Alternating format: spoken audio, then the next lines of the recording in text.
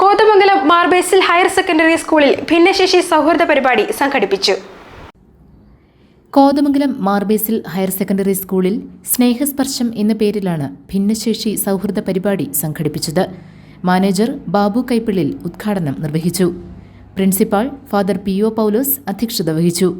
Headmistress Bindu Varghese, അഖില, AP. Arya, Jithesh, Amrita Pradeep, Simi Paul തുടങ്ങിയവർ പ്രസംഗിച്ചു.